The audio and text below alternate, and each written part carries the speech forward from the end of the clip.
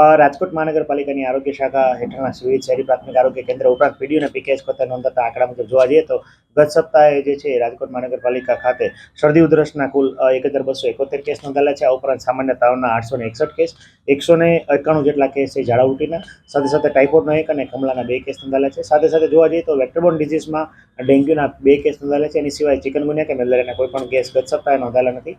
ઉપરાંત જોવા જઈએ તો હાલ એની સિવાયના કોઈ પણ જે છે એ વેક્ટરબોર્ન કે વોટરબોર્ન ડિઝીઝ છે એ નોંધાયેલા નથી. જે હાલ જે છે એ સિઝનલ ટ્રેન્ડ ચાલી રહ્યો છે મુજબ જે છે સિઝનલ ફ્લૂના કેસીસ એટલે શરદી ઉધરસ તાવ અને ખાસ કરીને એલર્જીક રાઇનાઇટિસ અને એલર્જીક સિઝનલ ફ્લૂ જે છે એલર્જીક ફ્લૂના કેસીસ અથવા શરદી ઉધરસ જે છે એ વધી રહ્યા છે.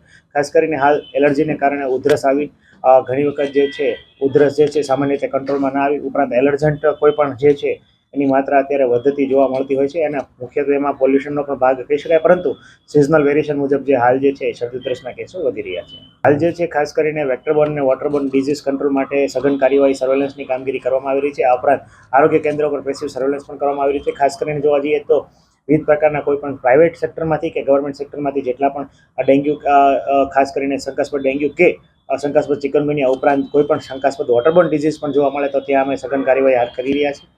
આ ઉપરાંત રાજકોટ મહાનગરપાલિકાની અમારા મલ્ટીપર્પઝ હેલ્થ વર્કર જે શહેરી પ્રાથમિક આરોગ્ય કેન્દ્ર ખાતે આવેલા હોય છે, એ વિવિધ વિસ્તારોની અંદર જ્યારે પાણી વિતરણનો સમય હોય ત્યારે રેસિડલ ક્લોરીન ટેસ્ટ જે છે એ કરવામાં આવે છે. કુલ ગત સપ્તાહે 881 જેટલા રેસિડલ ક્લોરીન ટેસ્ટ કર્યા અને તમામમાં ક્લોરીનની માત્રા ખૂબ સારી માત્રામાં આપણે ક્લોરીન છે એ મળી આવી છે, જે સારી બાબત કહી શકાય. આ ઉપરાંત ખાસ કરીને જોવા જઈએ તો અમારા મેલેરિયા શાખા દ્વારા ખાસ કરીને આશાબેનો ઉપરાંત જે છે ફિલ્ડ સુપરવાઇઝર અને સુપર ફિલ્ડ વર્કર દ્વારા જે છે 457 જેટલા પ્રિમાઇસીસની તપાસ જે છે એ કરવામાં આવી હતી, જેમાં પોરા મળ્યા હોય એ પૈકી જે છે 216 જેટલા ઘરો અને 76 જેટલા એકમો જે છે પ્રાઇવેટ એકમો એને નોટિસ જે છે ઇસ્યુ કરવામાં આવી છે.